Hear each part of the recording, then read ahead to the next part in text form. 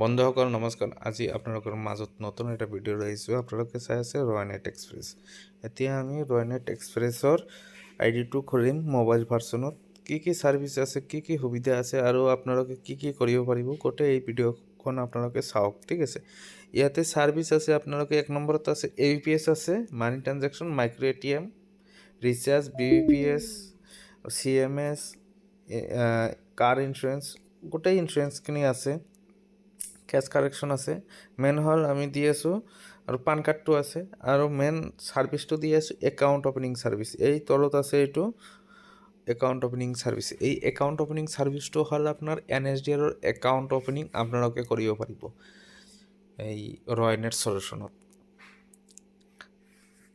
আগত আছিল আপোনালোকে ফিনকেয়াৰ স্মল ফাইনেন্স বেংকৰ একাউণ্ট অপেনিং আপোনালোকে কৰিব পাৰিছিল। এতিয়া ফিনকেয়াৰ স্মল ফাইনেন্স বেংকটো হাইড হৈ আছে, তাৰমানে ফিনকেয়াৰ স্মল ফাইনেন্স বেংকটো AEUৰ লগত মাৰ্জ হৈছে, সেইকাৰণে এতিয়া নাই, তাৰমানে হাইড হৈ আছে। কেতিয়া আহিব AEU স্মল ফাইনেন্স বেংকটো আমি নাজানো, ওপৰৰ মানুহ চেলছ অফিচাৰো নাজানে, ঠিক আছে। এতিয়া আপোনালোকে কৰিব পাৰিব NSDL পে'মেণ্ট বেংকৰ আপোনালোকে একাউণ্ট কৰিব পাৰিব, ঠিক আছে।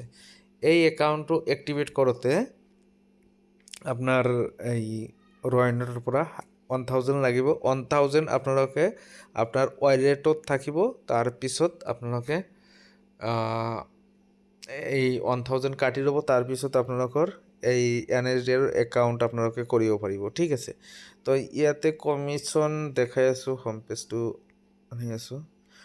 কমিশ্যনটো কিমান টকা কমিশ্যন দেখাই আছোঁ AVPSত। ইয়াতে মাৰিব এপ্লাই ছাবস্ক্ৰিপশ্যন প্লান, ইয়াতে ক্লিক কৰিব। ক্লিক কৰাৰ পিছত এইটো প্লানৰ কাৰেণ্ট প্লান 10 টকা, 5000 পৰা 10000লৈকে 10 টকা। আপগ্ৰেড প্লানত আমি ক্লিক কৰিলোঁ।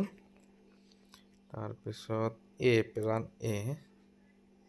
5000 11 টকা কমিশ্যন, AVPSত 12 টকা আৰু MATMত 11 টকা। তাৰপিছত B 13 টকা 12 টকা, AVPSত 13 টকালৈকে কমিশ্যন আছে, ভালেই আছে। এইটো আপগ্ৰেডেশ্যন প্লান, ঠিক আছে। এতিয়া কাৰেণ্ট প্লানটো হ'ল আমাৰ এইটো 10 টকা আছে, ঠিক আছে। তো আপোনালোকে মোৰ পৰা ID ল'ব পাৰে, এই ৰয়নেটৰ আইডিটো একাউণ্ট অপেনিঙৰ কাৰণে আপোনালোকে ল'ব পাৰে।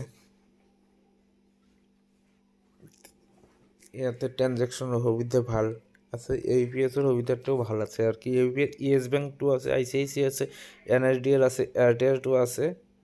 আপনি 4টা বেংকৰ যিকোনো এটাই AVPS আপোনালোকে কৰিব পাৰিব। ছাৰ্ভাৰ এটা বেয়া থাকিলে আৰু এটা কৰিব পাৰিব, সেইকাৰণে আপোনাৰ ৰয়নেট সলিউশ্যনটো ভাল, ঠিক আছে।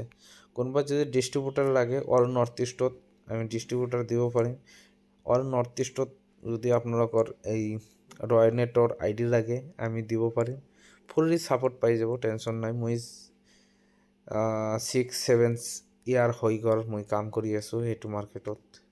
আগত ফিনৰ ID দিছিলোঁ, এতিয়াও দিওঁ ফিনৰ ID, বাহিৰত তাৰমানে নহয় ফিনৰ ID সেনেকুৱা, আৰু আমাৰ চেলছ অফিচাৰ যাব নোৱাৰে, সেইকাৰণে আমি ফিনৰ IDটো অলপ কৰিছোঁ আৰু কি। তো এতিয়া আপোনালোকে যদি লয় এই ৰয়নেট সলিউশ্যনৰ ID আপোনালোকে ল'ব পাৰে, ঠিক আছে। আজিৰ ভিডিঅ' ইমানেই, থেংক ইউ ছ' মাছ।